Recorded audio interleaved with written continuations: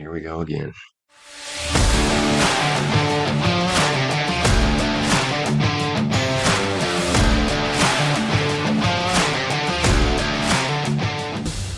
Hey, everybody. We're back again. And this is Your Two Dads. And today we actually have yet another dad. We're bringing you this time Matthew Rawlins. He's from out on the West Coast, I believe in or near Oregon. And he is helping business owners move from burnout to breakthrough. We're here to talk to him today about what he thinks he might be able to share to our small but hopefully growing dad podcast population. And we just wanted to start out by kind of, getting to know him a little bit. Why don't you give us a little bit of a background on you, Matthew? Just, the broad strokes or whatever you think is interesting. Awesome. Well, it's I'm pumped to be here, and so hello everybody out there in podcast land. For me, so let's see, I grew up in a family of 7, and so just kind of on the family dynamic side, grew up family of 7 in a home where faith was important. My dad died when I was 2, and then my mom remarried when I was 6 or 7. So we got a blended family, and it's been just kind of like a positive experience, but also just crazy with 7 of us growing up. And so let's see, I've worked in the education industry. I don't know if you call it an industry, organizations for the school district here in Oregon. And at one point, sold all my stuff and traveled around the world for 6.5 months. So I have a lot of love for traveling and experiencing other cultures. I lived in Mexico and learned Spanish and was there for 1.5 years. So yeah, I have a lot of value for language and cultures and family. And at this point, I built an Airbnb business and sold it, built a magazine and sold that too. And so at this point, really my love is coaching business owners and entrepreneurs and helping them kind of move from overwhelm and burnout and anxiety and depression to finding their breakthrough. So that's kind of hopefully quick, broad strokes there. So. Well, I definitely got quite a bit that I could touch on as far as questions for later on. I typically leave my opening, every time we have a question, I leave the opening salvo to Dan to give me time to, compose my thoughts and hopefully look a little bit better. So I'm not going to do anything to break that trend. Why don't you go ahead and hit him with whatever you might want to take out first there, Dan? Right on. So you are from in Oregon, right? Yeah, Portland, Oregon. All right, right on. Actually, my sister, she's about 6 years older than I am. She was actually born and raised in Pendleton, and I was just wondering about how close are you, and if you've ever been or anything.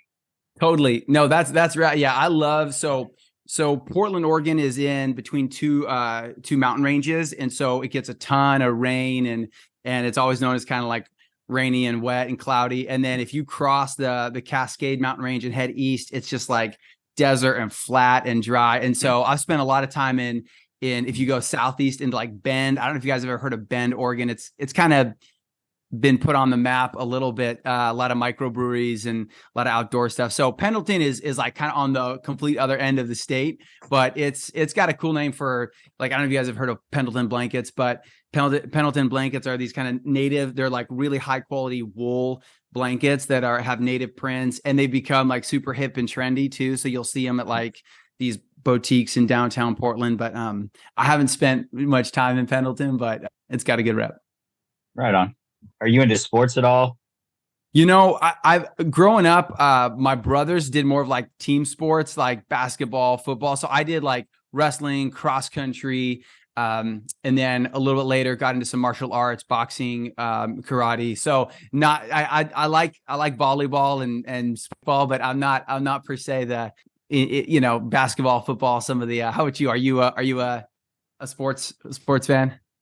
Oh yeah, I grew up watching the Major 3. I've actually got the NBA Finals game on mute in the background just for, something there. And that was going to lead into another question. I was going to, since you're from Oregon, it might not even work. But I was going to ask you if you like the Ducks or the Beavers.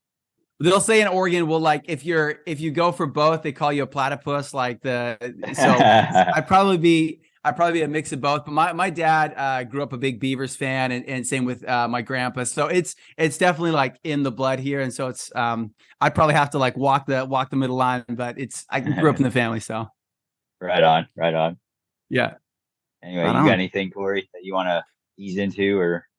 You've been surprisingly giving. I've actually got quite a bit that I can pull from. I'm going to start with what I've got already, what I had previously planned. I just want to mention your Facebook profile makes you look like you're from the British royal family. You look like you could be, Harry or one of them's, like, I don't know. I won't say brother, but certainly cousin, for sure cousin. You could fit right in. Like if you walked in, they would just be like, oh yeah, there goes whoever. They wouldn't even notice. Yeah, I have to work on that like British accent. And I don't know if that's, I think anymore that's a bad thing. Like it seems like the royal family's kind of fallen from graces, but I'll take it, man. If I look like I could fit into, if I could get one of those stipends, where they like, you just get like £1 billion every year. Like, dude, there's got to be some book that you care. can like just sign your name to, like, just in the castle or whatever. Sir Matthew Rawlins. I'm cool. Like, let me know how that works out for you. They're apparently around America quite a bit, and you're near California, so you've got better chance than I do. I'm in. So really all that I know about Oregon is that it rains a lot and that basically every drug is legal. So given I'm exaggerating a little bit, but not much. Cannabis is legal, psilocybin is legal. Both things very, very illegal in Tennessee and likely will be until I die. Maybe until my son dies. That being said, it sounds awesome there. But is the state in general really that easygoing, or does Portland really just have a big say in what goes on like all over the place? It's a good question. And yeah, a funny story. So we were at over last summer, my wife and I were walking around, like they do a lot of these farmer market, craft maker, farmer market type stuff. And so I was walking through, and there was this whole booth where they were like selling like mushrooms and psilocybin. And I was like, in my mind, I'm like, hey, rock on, but I'm like, also like, it's still like I was like looking up online from my understanding, it's still like a federal offense. And I'm like, yo, girl, this is cool. If for some reason a federal agent wanted to like stroll through here, and like, you're probably looking at like 10 years in prison if they, so it's because sometimes it's like this, like detached, like, oh, everything's cool. I'm like, well, actually, I don't know that I would just sell this at a farmer's market. I might like dip into an alley. So yeah, it's a funny dynamic, but yeah, I would say like Portland is like 1000% its own microcosm in Oregon. I'd say probably like Eugene has kind of that hippie vibe. Portland has like is a very progressive, liberal kind of like, it's the like you'll see the bumper stickers like keep Portland weird, so it's Portland is very much like, hey, come here, do you, be you, whatever. But yeah, I mean, you travel to some of the, like Bend has a little bit more of an outdoorsy hippie kind of vibe. So I wouldn't say that Portland is like 1000% its own thing, good and bad. And then the rest of the state kind of get in where you fit in on some continuum. So. Right. So it seems like it is a little bit weird, maybe in other places outside of Portland. 1000%. All right. Yeah. So moving on to some of the things that I gathered as far as notes from what you mentioned along the way. I'm just going to take this as they came. But you mentioned that you were in education for a while. Were you a teacher? Yeah. So I studied pre-counseling psychology in college. And then, so I was a substitute teacher for a number of years, first as like an instructional assistant. And then when I got a qualified license, I just did substitute teaching. So I didn't ever go in full time, but like a couple years ago during the pandemic, I had like a kindergarten class. So we taught bilingual. So I did a lot of bilingual stuff. So I taught a bilingual kindergarten class, starting on over Zoom and then transitioning them to in person. So trying to do Zoom kindergarten class was a riot. So yeah, definitely tons of wild experiences with kiddos. So yeah, that sounds like something where you basically just clock into Zoom and hope for the best. It's actually crazy that we seem to have quite a bit in common. We were both wrestlers at a younger age. We both took and learned Spanish. Mine has really started to fade because I don't use it anymore, but it was my minor when I went to school. And so, yeah, I kind of I don't know, I feel, sort of a kinship to my Spanish speaking brother. But Come on. well, another thing that you mentioned that interests me is the traveling aspect. I used to do it a lot more before my son was born, but broadly, generally, what are some of the places that stand out to you as either you had an awesome time there, or it was just, God, I never want to go back? Yeah, let's see. India is a fascinating country. I spent 2.5 months there and then stayed with friends and family friends, and then all the way up northeast towards India is so fascinating. They call it a subcontinent because every state is like another country. It has its own culture, its own food, its own language. And so it doesn't really do justice to call it a country because it really is like a continent. But India is just fascinating, man. So for a year and a half, that as well was a whole experience. But I would say as a whole, I don't know if there's not any country per se that I would say, oh man, I never want to go back there. And there's not a whole lot of countries that I'm like, oh, I have to go back to. But for me, it's always been about the personal connection. I just more remember like moments with people. I remember like interactions with people or friends that I made in the countries versus like the country as a whole. But yeah, man, I think everyone should get out especially after high school or college. Like, look, just get out for 6 months, see the world. It's a big place, and then come back to America. Right on. Yeah, good advice for sure. I definitely feel that, and I second it. Just the two things that I always usually ask pretty much everybody for very little reason other than it interests me.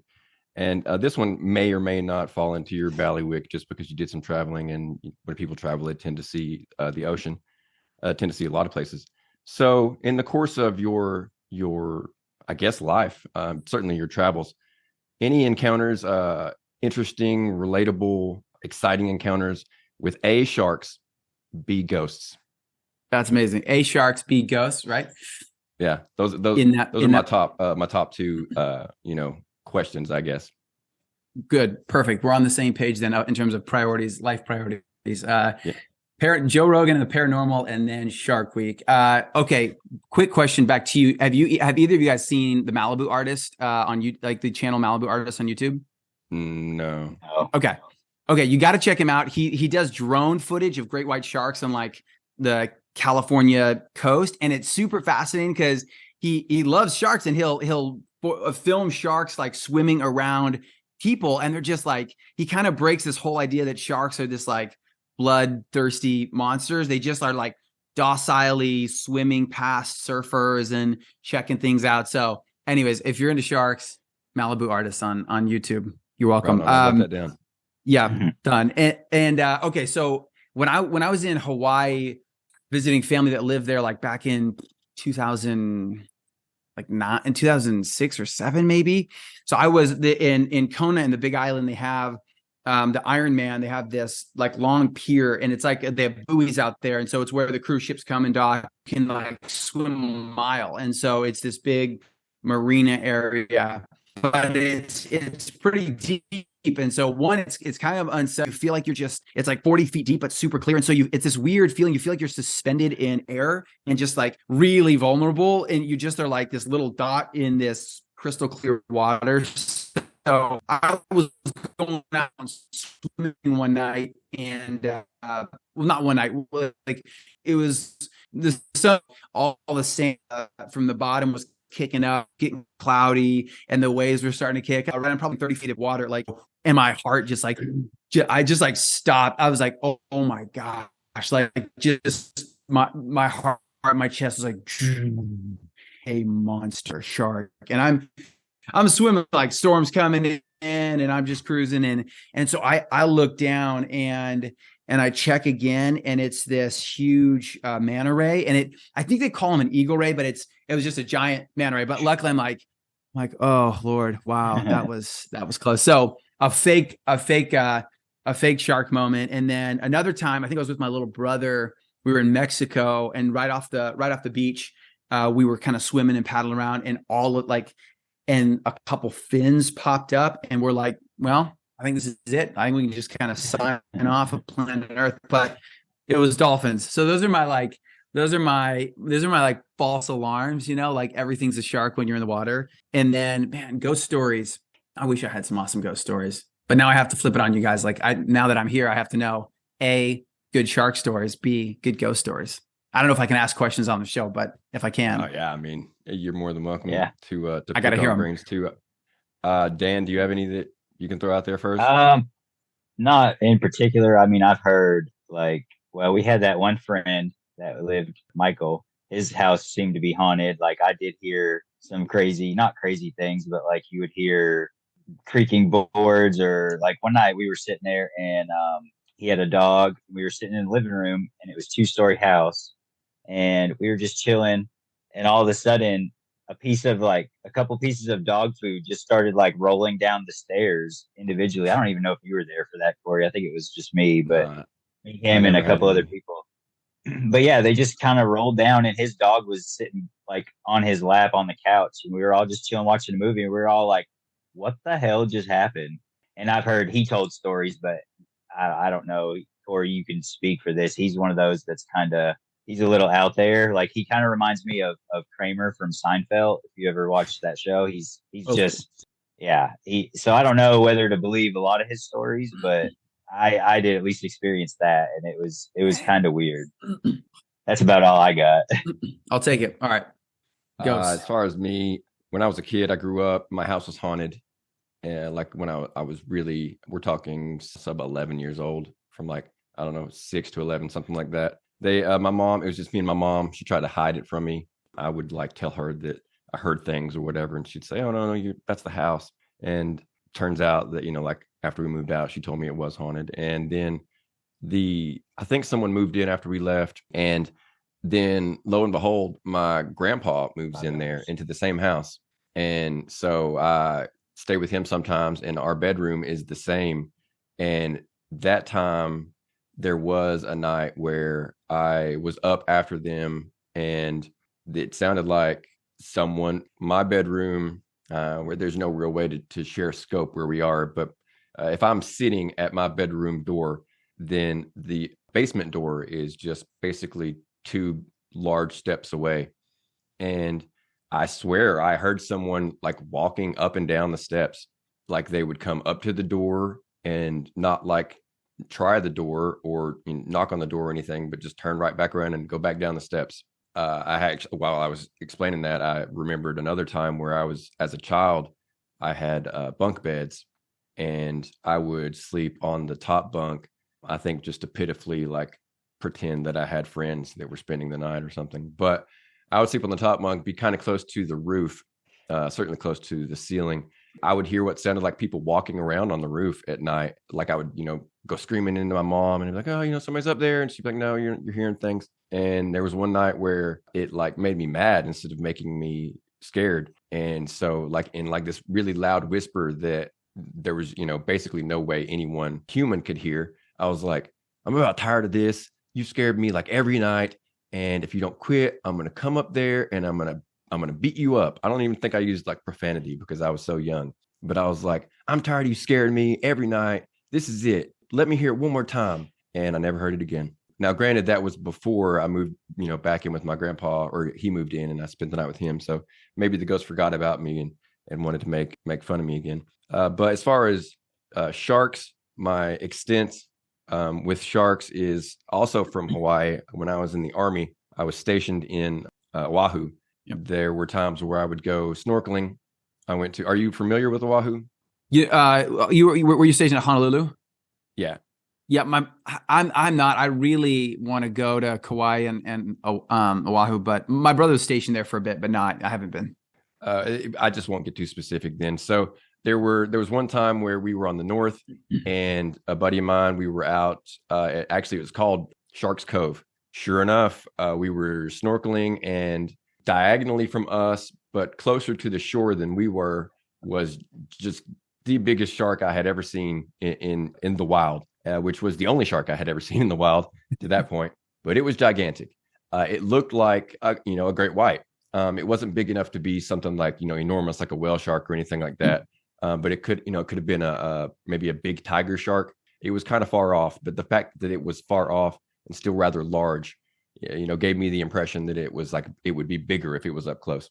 Be that as it may, we jumped out almost as if we were able to walk on water, and saw someone else that was snorkeling. And we actually told them, hey, we saw a shark. You need to get out. The one other time after that, I was I think it's on the East Coast. It's a bay. And the bay, like apparently lots of places in Hawaii, there's an invisible line down the middle. And if you're on the left side, you're safe and you're happy, and it's gentle waves from sun up to sun down. And if you're on the right side, well, it's a drowning risk. And I found myself on the right side and was just trying to snorkel my way back to the beach. And I reached forward like this motion. The listeners on Spotify will never know what I mean. But anyways, I reached forward and I saw this fin with a little white tip on the end kind of dart away right before I could grab it, which I wasn't intending to, but I would have grabbed it if it hadn't flittered away, before I could bring my arms back down to propel myself. And I don't know what would have happened if I would have grabbed its tail, but I'm glad I didn't. So that was my only real life experiences. But the shark things, they all stem from watching Jaws at much too early of an age. I just was scarred from, way too young. So they've repulsed me and fascinated me ever since then. 100%. Was it a big shark when you were reaching out swimming and almost grabbed its dorsal fin or whatever? Was it big, or was it a smaller one? I would believe, based off of how tall the fin was, that it was maybe 4 to 5 feet long. It wasn't anything big. Okay. But if a 4 foot long shark turned and took a nip at me, I'm going to the hospital. So I'm glad that I assume it knew I was there. It almost had to know I was there, but I'm glad that it got away before we were able to meet in a more intimate manner. So, Dan, unless you have anything that you wanted to throw out there, anything else to ask, I'm going to move on to the important part of the show. Yeah, I've got two quick. One's kind of fun and one's kind of serious. We'll start serious. What's one thing you would recommend for somebody that's never visited Oregon to go ahead and go do anywhere in the state? Yeah, man, Oregon. I just will say, Oregon is so cool. You can go in an hour. Where I'm at, in an hour you can go snowboarding on Mount Hood, or in an hour and a half you can go to the coast. So, I mean, if you're in Portland, something that's cool is the Portland Japanese Gardens. It's such a peaceful place. And it's internationally recognized. People come from all over the world to check it out. So honestly, if you're in Portland and you want to make a day trip of something, go to Powell's bookstore. I think it's the largest used bookstore in the country. It's an entire block, 3 or 4 stories tall. That's super cool. You just get lost in there for hours. They've got a rare book section. I think one book is $7,000. So we've got this lock and key rare book section. You go in, you can see all these old ancient manuscripts, and then stroll over to the Portland Japanese Garden. It's not too expensive, but it's just very peaceful. They've got the whole sand garden where they rake the sand, and then they've got this beautiful Japanese cherry blossom, and sometimes they even have the bonsai exhibits where they've got all these cool bonsais. Yeah, I would say check out the Portland Japanese Garden if you're in Portland. There's a ton more, but those are a couple. Right on. And the last one, the kind of silly one. This is a personal preference. Beach or mountains? Right now, beach. Nice. Yeah. All right. Guy. How about you guys? Yeah. Mountain. Yeah. I grew up in the mountains, and we live in the mountains. So, I mean, I like the beach. It's cool. It's nice. It's relaxing, but I love the mountains. Yeah. I'm with you too. I every summer and winter, a lot of times we go to my grandparents' vacation house it's at Black Butte Ranch, so it's up in the mountains in the Cascades, and it's just so peaceful. It's this little ranch area that's surrounded by mountains. So nice. Yeah, likewise. But for some reason right now I've just been feeling there's something about sitting on the sand staring at the ocean that's kind of just kind of check out. So how about you, Corey? Beach or mountain? Well, as Dan said, we are surrounded by mountains, so I guess by default I have to say I prefer the mountains. My dream location, which is not where we are, would be somewhere, where I lived in the mountains, but the beach was a very short drive away. Off the top of my head, I'm drawing a blank on where that might be. But I, in general, prefer the warm weather. So I think that maybe one day I'll just win the lottery, and then I can get me a nice little beach house, and I can be a snowbird or whatever they call it, where I fly down during the winters. I love it. Good question though. you caught me off guard with that. I was like, that's not what, Dan, what? So right on. Now to and please, internet, agree with us here. But now to what you're here to really talk about. And to start off, maybe I'm going backwards a little bit on this, but it is something that I made a note of before. You've created, you've built, and you've sold two different businesses, certainly. Almost call them industries, but businesses. When do you know it's time to sell? You built this thing because it's a passion of yours, or it really greatly interests you in some way. When do you know, okay, it's time for me to step aside? I've gotten my feel, or whatever it is that clicks for you, that lets you, move on.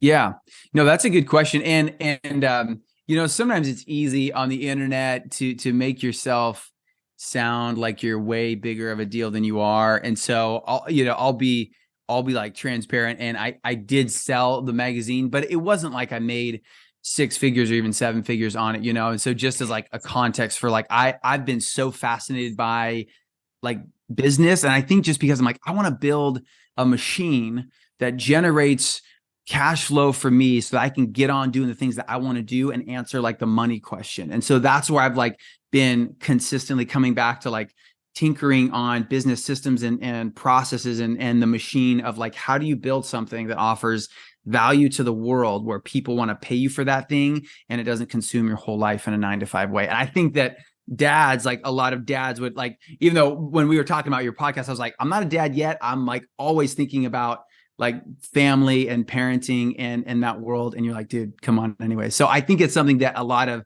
dads would relate to as well. Like, hey, can I actually get out of the 9-to-5 deal and be able to spend time with my family and still make money doing something else? So that's an aside. But so I would say all I can do is like share my relationship with the businesses. So when I built the social magazine for this affluent neighborhood here in Portland, the model was it's a small, intimate magazine, and you sell advertisers into it that want to do business with, right, like wealthy people in that area. So real estate brokers, landscapers. So anyways, a lot of it was the advertising part was to build the revenue for the magazine. And for me, I sold it because I was burnt out. Like which is part of like why I do what I do now. Like I did Lyft. So I was a Lyft driver in the evening and weekends. And then during the day, I would meet with all of these like landscapers, business owners, electricians, plumbers, all these guys that had businesses that would want to advertise. And so by the time I built the magazine, it took me a year to build out all the advertising to make it cash flow positive.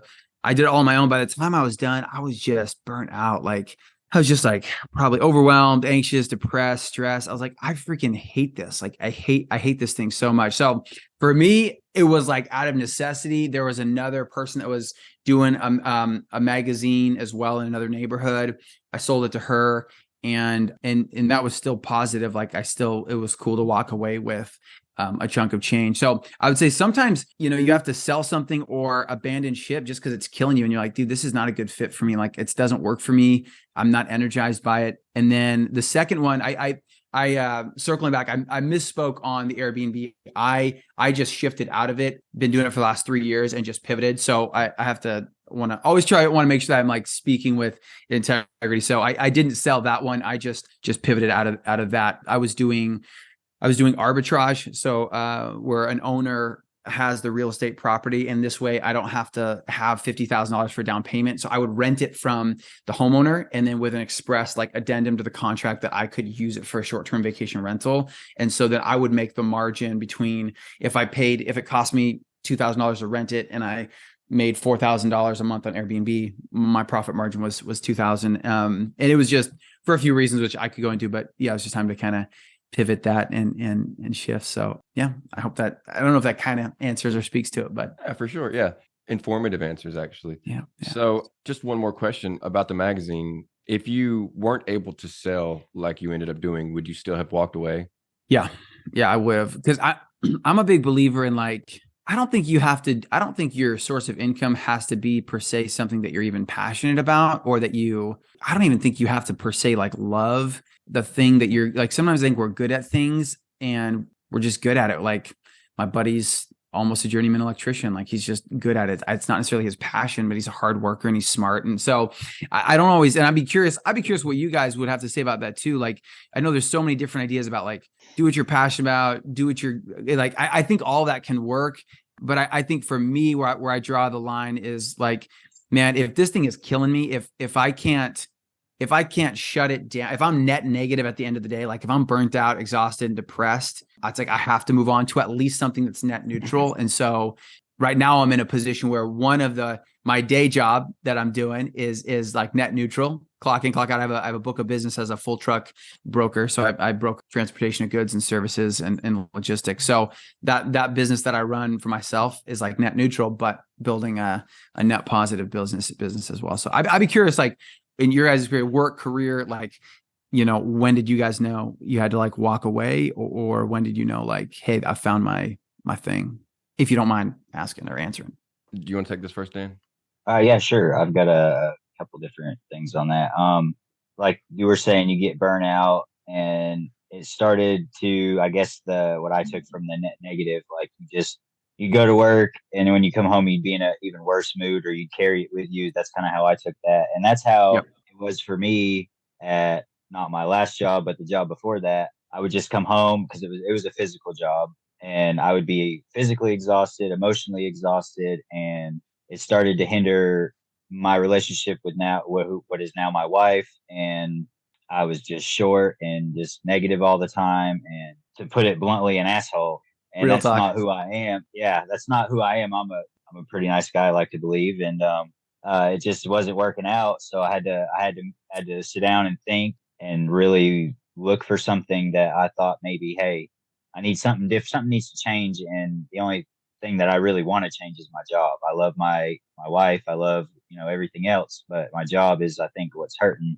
And as soon as I got into a job that I enjoyed doing, it wasn't my dream job, but that stuff fell back in line, and we were back to normal, and everything just kind of ironed itself out. So yeah, I definitely feel where you're coming from. I also believe that even if you found the job that like you really wanted, like growing up and even sometimes now, like I always wanted to be a musician and play in front of thousands of people on a stage and write music, and that's what I wanted to do. And even that has its own stresses and makes you want to quit so really, I don't think, there's, like I said, I would drop my job in a heartbeat if I knew I could be a musician and make it. But you still have those bad days, and you still have those stresses that can weigh on the relationship or your health or anything. Work sucks. It's something we got to do, and you just got to kind of bite your lip and go with it. Like I said, even your dream job is going to suck on occasion. Yeah, well said, man. That's well said. And right, like making that shift out of like, if I can't come home and at least be done with it, like if it's coming home with me and it's like eating at my soul, like I got to make a change. So I'm with you on that. Corey, I'm curious what you would say too. I feel like Dan had a much better put together answer. Mine, as I was trying to formulate it, it was all over the place. It's kind of complicated. I do feel like in our area, first and foremost, I think in our area, you're a little bit limited on your choice of employment. We are in the South. Not only are we in the South, but we're in more of a rural area of the South. So if you want to be, like Dan mentioned, a musician, if you want to be like I really love comic books, and my dream job would be to work for like Marvel or DC. Yeah. And that's very location specific. So you have to kind of let those dreams go. And it took me a little while to realize that I was going to have to settle when it came to employment. And then the only thing that allowed me to do that was to convince myself that your job, at least around here, your job is not who you are. Yeah. It's just a way to get you, what you need in life. Yeah. And if you are lucky enough that you enjoy your job, then awesome. And that leads me into my second part. I have never had a job that I enjoyed. The only thing that I've ever come close to enjoying was me and Dan had two bands that we were in, and that was a lot of fun. They both fell apart due to circumstances outside of our control. So that makes it much easier to swallow, when they fail like that. But beyond that, this podcast is the only thing that I've ever done that I could consider remotely a career, at least a part-time career that I have enjoyed. And even this, like before we started, the nausea was so bad. I was like coughing. I like to keep down my throat every time because my social anxiety is just through the roof. I am the most introverted person that I know. And every time it's getting close to turning on that Zoom and talking to yet another stranger, I'm just, it's hell. It's just torture. But at the same time, you know, when it actually gets started, and certainly when we're done, it's always just a huge like serotonin, dopamine boost. I don't know, you know, pick whichever chemical you want, because I always feel significantly better after it's over with. And even when it's just me and Dan doing our you know, duo thing, it's like therapy where we can, you know, get out whatever we want to talk about. Yeah. So long story short, or long story actually very, very long, I am the type of person that does not do something for long if I don't enjoy it. And but not to hijack this. No, that's good. I wanted to know you know, your Facebook, word for word, you're helping business owners move from burnout to breakthrough. So define for me what is a breakthrough. We all know what burnout is. What's a breakthrough? It sounds like a book title. Yeah. Right. From burnout to breakthrough. You should definitely use that if you ever write a book. Yeah. Done. And that was supposed to be a compliment. yeah. Hey, I'm down for that. Actually, I'm working on a book with my business mentor, so we'll see what the title ends up being. But you were just saying, like, we know what burnout looks like. What does breakthrough look like? You know, I know breakthrough is this really like, maybe it's like, you know, some words lose their meaning because they're kind of like just put out there all the time. So maybe it's an unhelpful word to use now because it's like, we all kind of know what it means. And like, also what does it mean? I think for me, breakthrough means getting unstuck. I think that if there's an area in my life where I feel stuck and there's this like, there's this energy there that's like, it's just not working.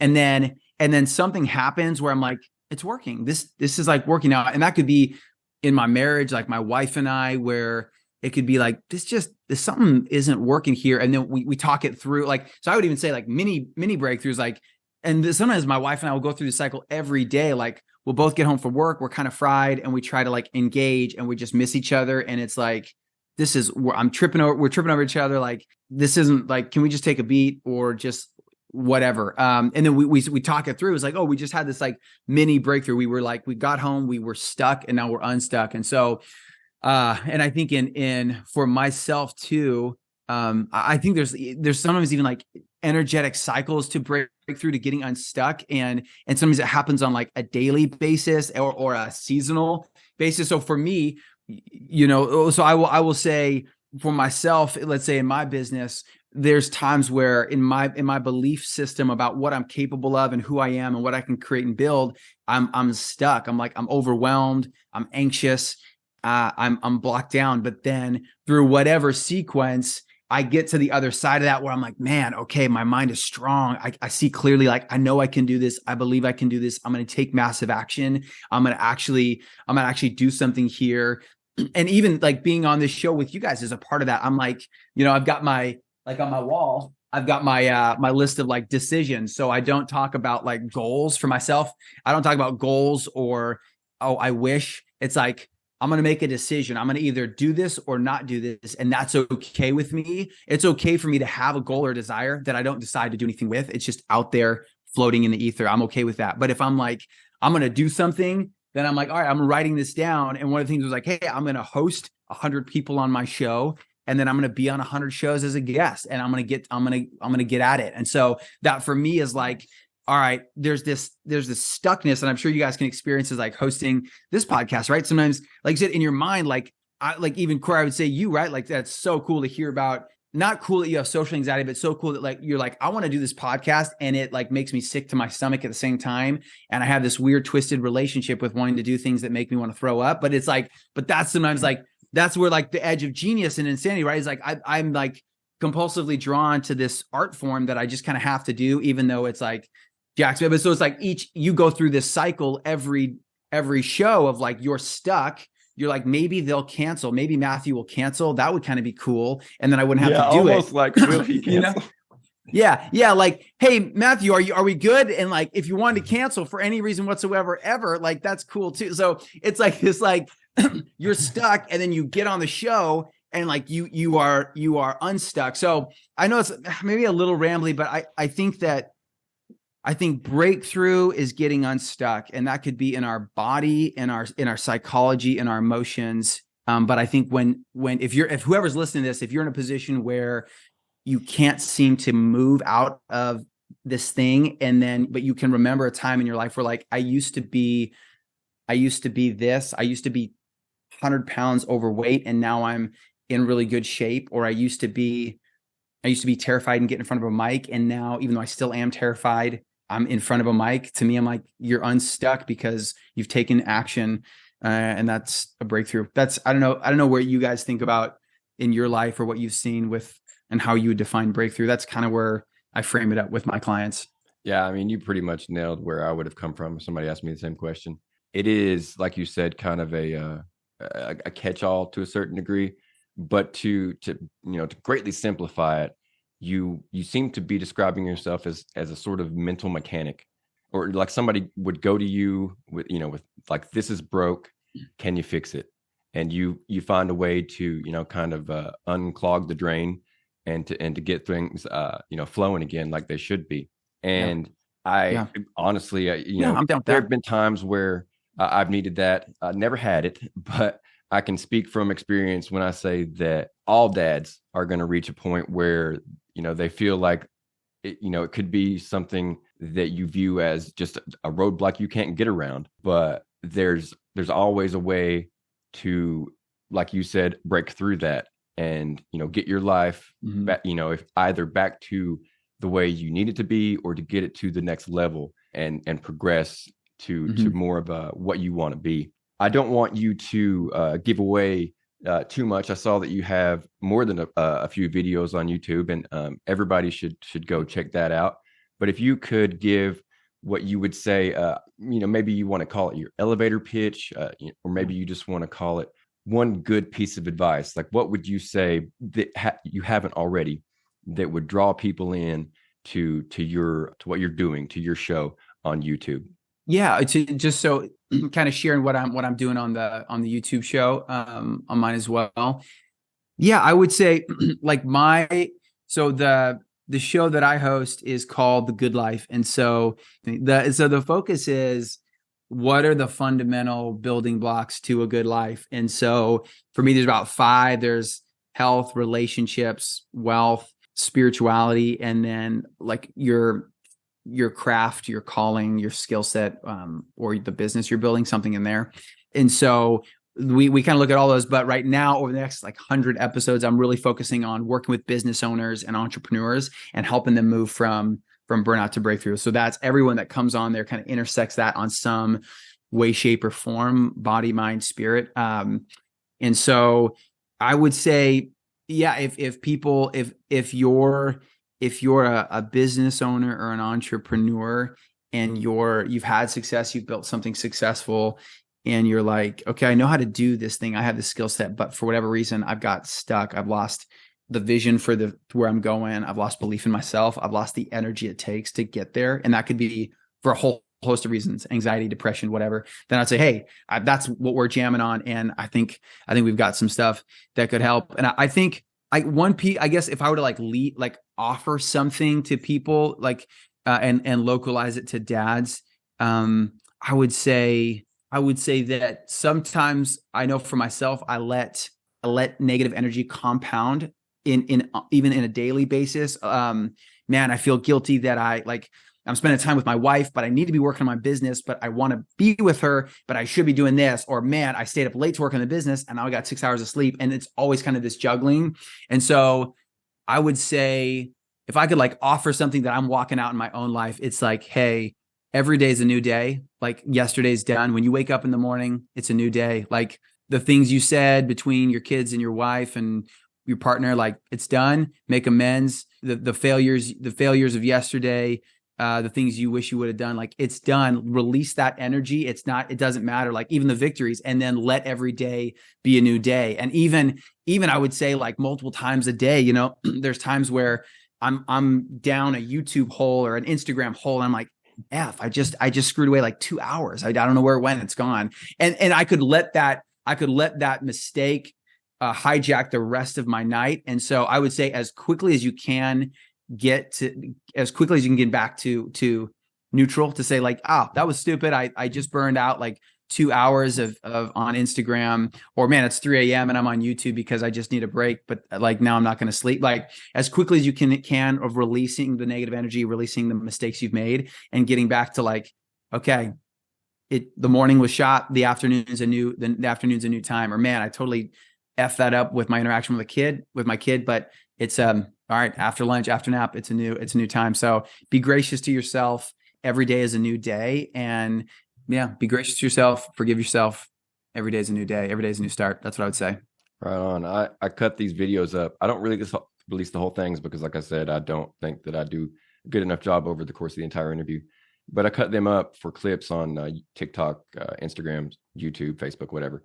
And you packed in maybe 3 different clips into that short little period of time. So I'll have to dig out of that to share those with everybody.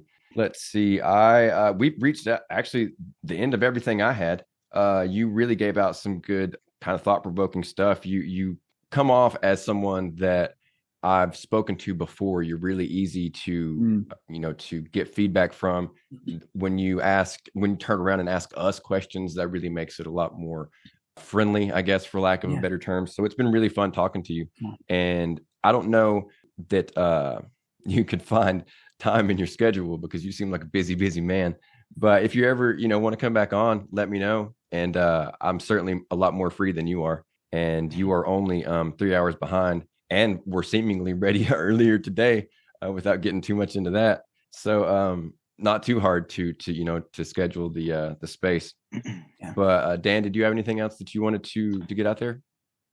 Yeah, I've been having a rough go here lately. So I've been in and out of the show a little bit with some of these interviews. I have helped interview one international guest because we, for some great reason, have a lot of international fans, which I love it. I always seem to ask them this one question, and I didn't know when he said you were, still in the States. I was like, well, damn, there goes that one question. But you did say you like to travel, or you have traveled abroad a lot. And I was wondering, what is the perception of us as Americans when you've traveled to these different places? Like, do they really think we're arrogant pricks, or are they cool with us, or what? What's been your experience with that? Yeah, no, it's a good question. And like, to some degree, I don't fully know. Like, it's a big wide world out there, and I've only been to a strip of it. Like because I've heard that too. Like, oh, Americans, it's like, they just. So I think there's parts probably for whatever reason, I feel like maybe parts of Europe would hate us more. But all I can say is like everywhere I've been and like everyone I've met has been like so gracious. And there's a lot of cultures that are big on hospitality.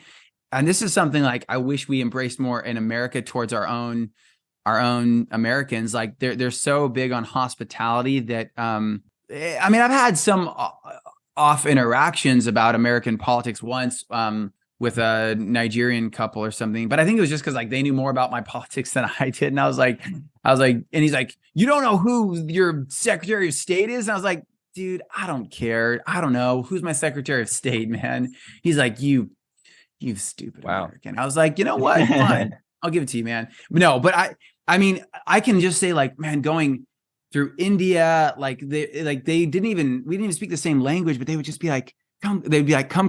So they'd do the hand motion. And then they would send off this boy to like the tea runner, and he'd go and grab tea. And a lot of times there'd be like tea in a plastic, literally hot tea in a plastic bag. And they have these little cups. And I went down to this bookbinding shop. So they like invite you just walking through the streets. They invite you down to the cellar, and they're bookbinders. And we just sit there and like, we just sit, and you kind of like sit on your haunches, and you just like share a cup of tea, and you don't even speak the same language. And then you like go on your day. And so maybe it's a little bit longer winded, but I've just always experienced like hospitality. And so I imagine there's like lots of things that people like hate about America, but they have always like welcomed me as a guest. And so I kind of wish that like in America, we did that first. It wasn't like, who'd you vote for? You know, I wish like that wasn't the Samuel.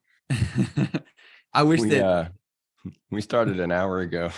I don't know if you can hear. I don't know if you can hear us, but It's all right. yeah, I wish that like we did that more in America. You know, just like instead of treating each other like, which side are you on? Just like, hey, Right.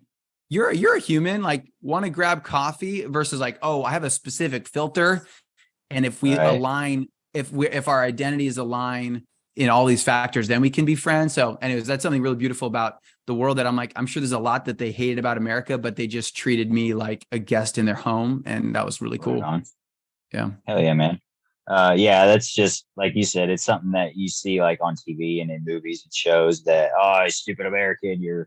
It's just something I'm curious about. I mean, I will probably never meet these people in real life. Maybe. I mean, that'd be cool if I did, but like, You will. I just want to know how, like, because like you said, we get that negative look or whatever from all media, not social media, but media in general, that we're arrogant Americans, and that's just something I've always been curious about. Yeah. Even when I went to Canada on it, we went to like an Alaskan cruise. And so we stopped in Victoria, BC. It's like, it was a super fun, vibey place, but we went into this pub and all the Canadians were like, hey, let us buy you a drink. Like, want to play darts with us? And I was like, dude, you guys are like super friendly. Like, I'm not from this country or this place. We just stopped in on a boat, but you're like buying me a drink and asking me to play darts. So yeah, there's a lot of hospitality out there. I'm sure you could go somewhere and they'd be like, F you Americans, but I've just only ever experienced like gracious hospitality. So right on.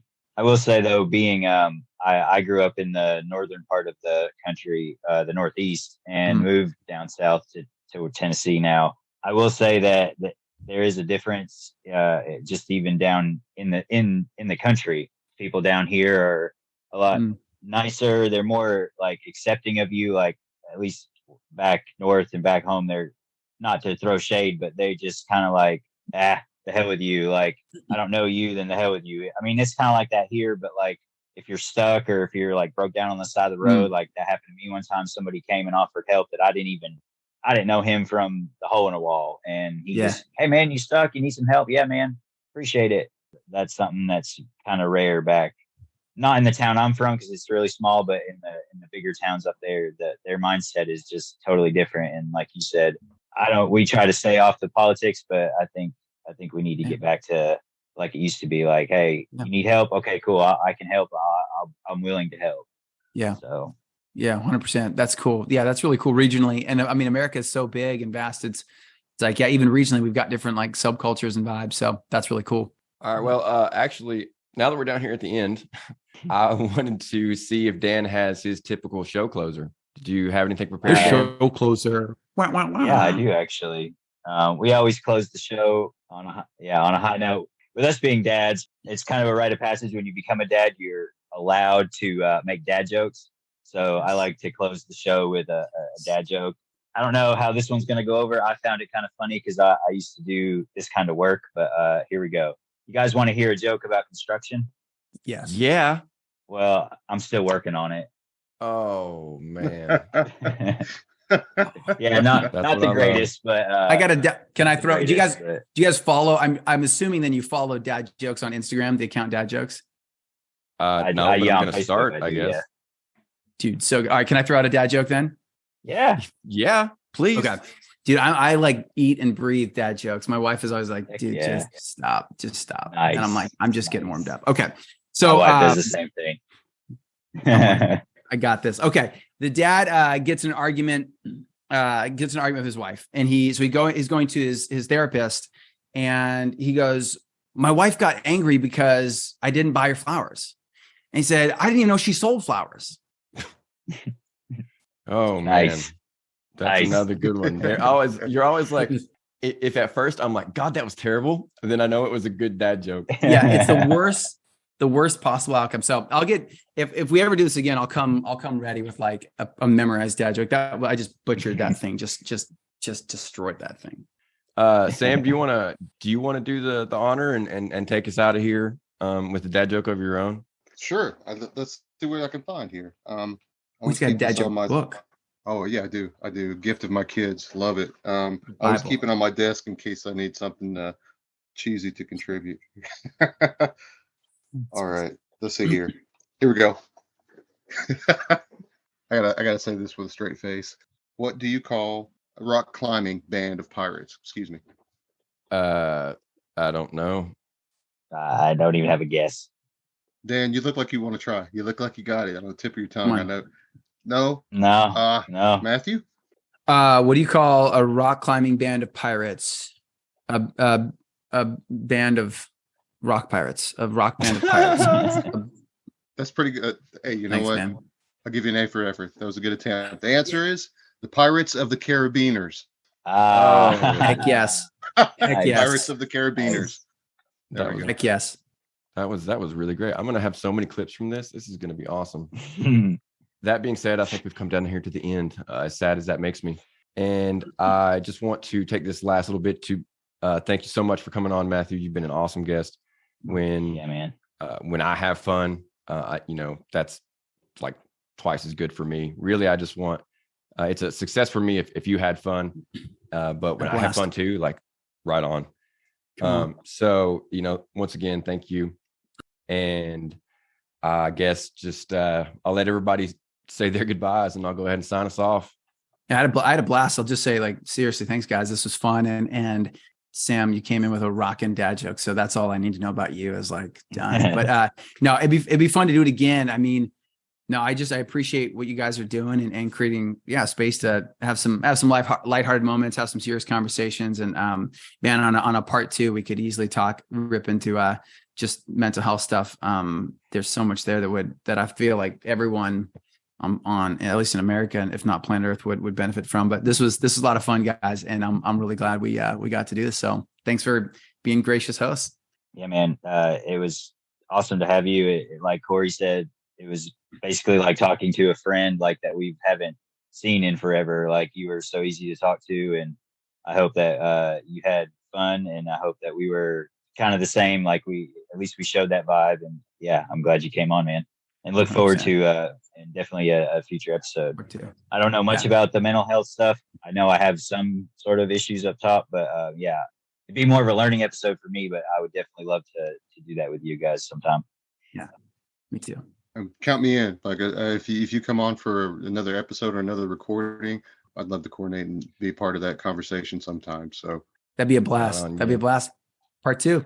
I think that mental health, like you said, is important for everybody, dads included. Yeah, absolutely. And if dad's got a good head on his shoulders, then his son's a step ahead. Yeah. So with that being said, thank you guys for all of you future millions of listeners that are going to be downloading and sharing and liking this. And once more, thank you to Matthew Rawlins, the master of helping business owners move from burnout to breakthrough. He is my current hero, doing good things out there on the West Coast. And for Dan and Sam and Matthew, this is Your Two Dads, and we will check you later. Check you later. Right. Peace. See you next time. Check you later.